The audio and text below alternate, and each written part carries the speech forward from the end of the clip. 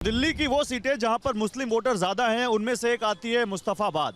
और मुस्तफ़ाबाद में हम इस वक्त बैठे हुए हैं दिल्ली के ही कुछ मुस्लिम वोटर्स के साथ, उनसे बात करते हैं। चाचा क्या नाम हुआ आपका?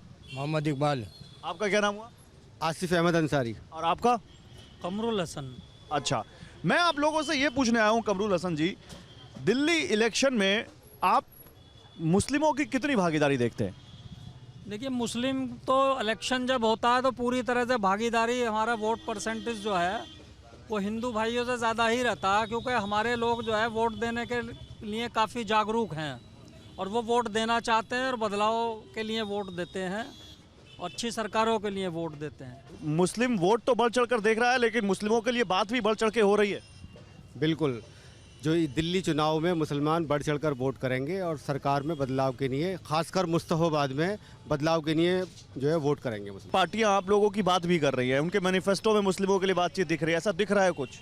देखिए, हम लोगों को जो पार्टी चाहिए वो चाहिए जो सबके लिए आसान शांति रहनी चाहिए।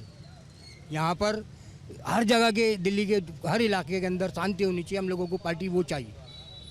तो ऐसी कौन सी पार्टी लगती है आप? अब वो तो पब्लिक के हाथ में है, ये तो जनता बताएगी, जब वोट डालेंगे तब पता चलेगी। नहीं चाचा, आपने कोई शांति की बात की है। इसी इलाके में हम लोग कुछ दिनों पहले रिपोर्टिंग कर रहे थे, बड़ी अशांति थी, बड़ा दंगा फसाद था और यहाँ पे लेके बहुत इमेज भी खराब हो गई इस इलाके की। आपको लगता है कि ये चुनाव बढ़िया मौका है उसको सुधारने का? नहीं, सुधार तो तभी होगा जो लोगों के दिल में है। किसी के दिल की कोई तो बात बता नहीं सकते आप, क्योंकि जो लोगों के दिल में पहली पिछली भावना है वो तो अब आगे पूरी होंगी। निकालेगी पब्लिक कि भाई मैंने तो इसको वोट देना, मैं कहता हूँ उसको वोट दे दे, तो कैसे दे देगा हमारे कहने से? एक चीज़ होने लग गई है बड़ी, चुनावी हिंदू, चुनावी मुस्लिम। कोई कहता है कि ये चुनावी हिंदू है, इनको चुनाव के समय हिंदू की याद आती है। कोई कह रहा है पलट के कि इनको चुनाव के समय मुस्लिम की याद आती है। तो आपको इसमें क्या लगता है? देखिए, हम तो ये चाहते हैं हिंदू और मुसलमान भाई मिलकर रहने चाहिए, हर तरह से, हर तरफ से, हर चीज़ में रहने चाहिए। हम न हिंदुओं के खिलाफ हैं न मुसलमानों के।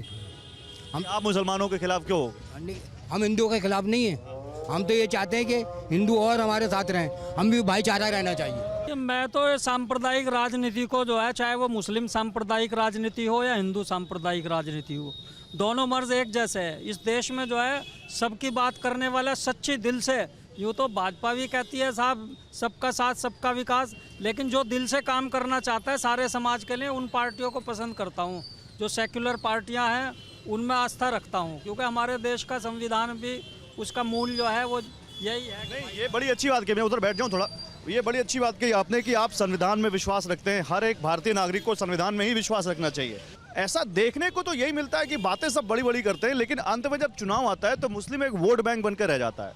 और फिर उसमें वो क्या होता है, वो ये देखता है कि कौन सी पार्टी है जो बीजेपी को मात दे रही है, फिर लोग कहते हैं मुस्लिम उधर ही चले जाते हैं। ऐसा होता है? बिल्कुल सच्चाई है सर। इसमें मुझे ये लगता है कि अगर मुसलमान ये समझ लें इस बात को कि अगर जब तक बहुसंख्यक समाज नहीं चाहेगा तब तक बीजेपी को कोई नहीं हरा सकता। तुम अकेले अपने दम पे बीजेपी को हरा नहीं सकते।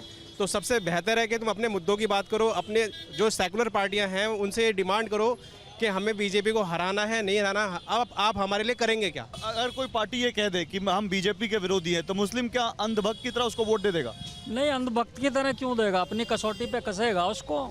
नहीं, आप इस बात से तो गुस्सा नहीं हो कि वो हिंदू पुजारियों को, ग्रंथियों को पैसा दे रहे हैं, या फिर वो ये बताने की कोशिश कर रहे हैं हिंदू समाज को, बहुसंख्यक समाज को, कि देखो हम हिंदुओं के, हम भी हिंदुत्व की राह पर पॉलिटिक्स कर रहे हैं, हिंदुत्व की राह पर चल रहे हैं। देखिए, वो ना तो हिंदुओं के हैं ना मुसलमानों के हैं। उन्होंने मुसलमान जो मस्जिदों के इमाम थे उनका ऐलान किया था, लेकिन सालों से उनको कुछ नहीं दिया, तो पुजारियों को, ग्रंथियों को कहाँ से दे देंगे? ये तो खाम में बेवकूफ़ बनाने वाले वादे हैं। वो कुर्सी के हैं, वो किसी के नहीं है, वो कुर्सी के हैं। कुर्सी के नहीं है, रेवड़ी बाट। कौन सी पार्टी आपको लगता है कि देश में या दिल्ली में मुसलमानों के लिए सबसे ज़्यादा काम कर रही है? देखो, सारी पार्टियां हमें तो ऐसी लगती है, कोई पार्टी है ही नहीं मुसलमानों की। एक अकेला वाहिद असदुद्दीन ओवैसी ऐसे हैं जो संसद में भी बोलते हैं और जहां भी मसला आता है मुसलमानों के लिए वहां खड़े हो जाते हैं फ़ौरन। लेकिन ओवैसी को तो कांग्रेस या दूसरी पार्टियां बीजेपी की बी टीम कहते हैं कि ये बीजेपी के लिए पोलराइजेशन करते हैं। बी टीम में आपको बता दूं, बी टीम है कौन दरअसल? बी टीम यहाँ कोई समझ नहीं पाया। ये जो वोटर है ना, केजरीवाल के जितना भी वोटर है, यही बीजेपी की बी टीम है। क्योंकि जब दिल्ली में लोकसभा के चुनाव होते हैं ना, तो यहाँ से 7 सीटें जो हैं वो बीजेपी को जाती हैं, और ये वही वोटर है जो केजरीवाल को जिताता है।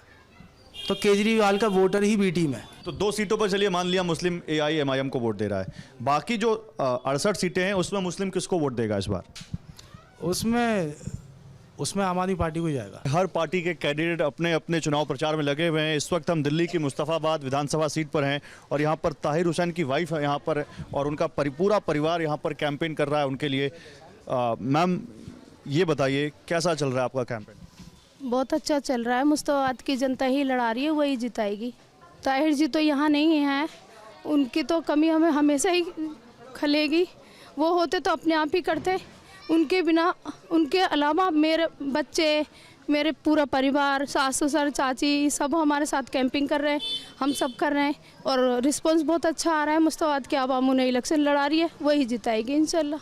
कुछ लोग ये भी कह रहे हैं कि अगर आम आदमी पार्टी को सीटें कम पड़ गई तो AIMIM उनको सपोर्ट कर देंगे, जो 2 विधायक उनको सपोर्ट कर देंगे, ऐसा कुछ होगा? देखिए, जो हमारी समस्या का हल करेगा हम उसको सपोर्ट करेंगे। तो ये मुस्तफ़ाबाद का एक इंस्टीट्यूट है, dignity, a campus for premium and quality education. यहाँ पर आप देख सकते हैं 9th, 10th, 11th, 12th, NEET, IIT, JEE इन सब के बच्चों की कोचिंग होती है। आपका क्या नाम हुआ? मोहम्मद अमान। और आपका? मोहम्मद शुएब। क्या कर रहे हो वसीम आप? जब स्टडी कर रहा हूँ, मैं स्टूडेंट हूँ। किस क्लास में? BSc फर्स्ट ईयर चल रहा है मेरा। BSc फर्स्ट ईयर चल रहा है, बहुत बढ़िया बात है। वसीम, क्या लगता है आपको मुस्लिम यूथ कितना ज़्यादा पढ़ाई ओरिएंटेड है, कितना पढ़ाई पे ध्यान है उसका? अभी तो थोड़ा लो है, लेते हुए स्कूल्स के भी लेके, और एक्चुअली जो हमारा एरिया है, इन एरिया को लेके, जो एरिया में रेजिडेंट वगैरह है, स्कूल की कमी है। स्कूल में मेन चीज़ क्या है, टीचर्स वगैरह का ध्यान नहीं है। अगर बच्चे जा भी रहे हैं पढ़ाई करने तो टीचरों की इतनी इन्वॉल्वमेंट नहीं होती वहाँ पर बिल्कुल भी। किस तरह के स्कूल, मतलब आप सरकारी स्कूलों की बात कर रहे हैं या निजी स्कूल? जी, गवर्नमेंट हमारी बात करती है कि गवर्नमेंट स्कूल हमने इतने बढ़िया कर दिए, इतने बेहतर कर दिए, लेकिन हालांकि ऐसा कुछ वर्क हुआ नहीं है, क्योंकि इन्होंने सिर्फ स्कूल बनाए हैं, ना कि उसमें एजुकेशन सिस्टम को बेहतर करा है। अभी हमारे करावल नगर विधानसभा से कपिल मिश्रा पहले उसमें थे, आम आदमी पार्टी में थे। तब तक उनके हम भाषण सुना करते थे, बहुत अच्छे लगते थे। इनको फॉलो किया जा सकता है, लेकिन जब से वो भी बीजेपी में गए तो आई थिंक उनकी बात करने का तरीका भी बदल गया और जो भाषण अब आते हैं वो सुनने का मन नहीं करता। हम बात कर रहे हैं मुस्लिमों की, मुस्लिमों को लेकर चुनाव में जो नैरेटिव बनते हैं उनकी।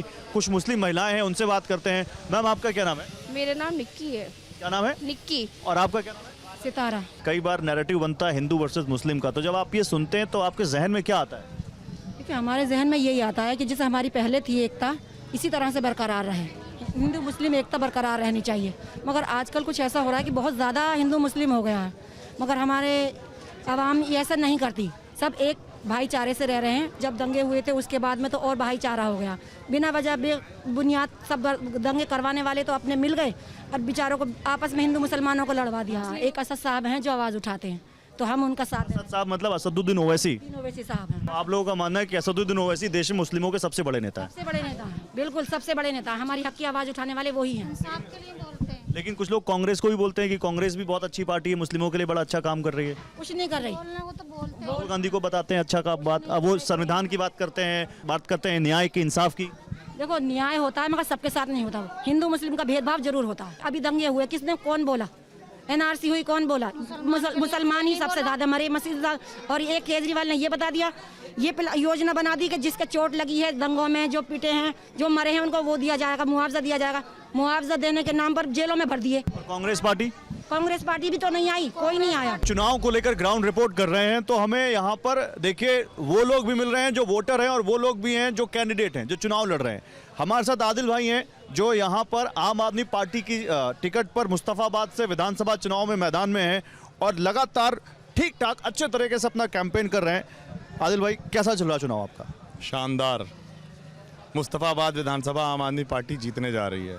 आप देखिए यहाँ पर लोगों का हुजूम, जहाँ भी आम आदमी पार्टी के लोग, हम लोग सारे लोग जाते हैं, लोगों का खूब प्यार मिल रहा है, खूब दुआएं, खूब आशीर्वाद मिल रहा है। सर्व समाज आम आदमी पार्टी के साथ खड़ा है। जब हम बात माइनॉरिटीज़ की करते हैं तो केवल माइनॉरिटीज़ में वही लोग नहीं जो आपको दिखते होंगे जो बहुत एजेड हैं या जो कामकाज पे जा रहे हैं, बल्कि वो लोग भी जो यूथ हैं जिनका आने वाले भविष्य में बड़ा योगदान होने वाला है इस देश की तरक्की में। वो क्या सोचते हैं पॉलिटिकल रिप्रेजेंटेशन को लेकर, सोशल रिप्रेजेंटेशन को लेकर? आइए उनसे बात करते हैं। हमारे साथ यहाँ पर देख सकते हैं आप कुछ स्टूडेंट्स बैठे हुए हैं। क्या नाम हुआ आपका? मेरा नाम आतिफ अली है। आतिफ, आपका? कशिश। मेरा नाम आलिया रब्बानी है। मेरा नाम सलमा ज़ुबैर है। मेरा नाम अमरीन है। मेरा नाम अस्मा है। मेरा नाम अफरोज़ आलम है। इलेक्शन देख रहे हो आप, चुनाव देख रहे हो, क्या लगता है इसमें क्या चल रहा है? इलेक्शन तो खैर जो पॉलिटिक्स है वो तो समझ ही नहीं आता, मतलब जो मुस्लिम्स को तो बिल्कुल ही अलग ही कर दिया है। दिल्ली इलेक्शन में मुस्लिम्स की बात कौन कर रहा है? मुस्लिम्स की बात कोई नहीं कर रहा है। सही माने में कहूँ, कांग्रेस थोड़ी सी दिखाने की कोशिश कर रही है, लेकिन वहाँ पे भी नहीं है। ये इंटरनल पॉलिटिक्स है इनकी। अरीबा खान हो गई या फिर और भी लोग हो गए, बज़ाहिर ये देखने में है, लेकिन ऊपर आने के बाद कांग्रेस भी नहीं करती है। लेकिन आपने क्योंकि कांग्रेस का नाम लिया, तो कांग्रेस हो गई या दूसरी पार्टियां जो बीजेपी के खिलाफ लड़ती हैं, वो तो ये कहती हैं कि हम मुस्लिम्स का या जो दूसरे लोग हैं उनको साथ लेकर चलते हैं। लेकिन जब मुसलमान मारे जाते हैं तो कांग्रेस क्यों नहीं पहुंचती है वहाँ पे जल्दी? मॉब लिंचिंग पे राहुल गांधी भी खुल के नहीं बोलते हैं, तो कौन बोलता है? बोलने वाले बहुत कम लोग हैं। मेरे अब्बू जो हैं दिल्ली वक्फ बोर्ड में इमाम हैं और पिछले 17 महीनों से इमाम की सैलरी नहीं मिली हैं। अब जाके रिलीज़ हुई हैं, जो पुराने फंड से वो अब रिलीज़ कर रहे हैं। एक तरफ वो बीजेपी को क्रिटिसाइज़ करते हैं कि फ्री बीज दे रहे हैं या वो है ये है, और फिर खुद ही उसी नक्शे कदम पे चल रहे। तो आयरनी एट स्पीड कह सकते हैं हम। कैसे? क्योंकि एक तरफ वो कहते हैं कि जो प्रीस्ट हैं उनको हम 8,000 देंगे, जो इन्होंने 18,000 देंगे लेटेस्ट, अभी उन्होंने ये बात बोली। और एक तरफ आप इमाम जो ऑलरेडी गवर्नमेंट उसमें है उनको उनकी आप तनख्वाह नहीं देते हो। तो ये तजाद क्यों है? सबसे बड़ा मसला सिक्योरिटी का मसला है। आप जानते हैं कि दिल्ली एनसीआर में लोगों को कत्ल कर देते हैं, मॉब लिंचिंग हो जाती है। एक पार्टी ऐसी है जो मॉब लिंचिंग करने वालों को सपोर्ट करना शुरू कर देती है। ये वो इश्यूज़ हैं जो बिल्कुल ग्राउंड पर समझ में आते हैं।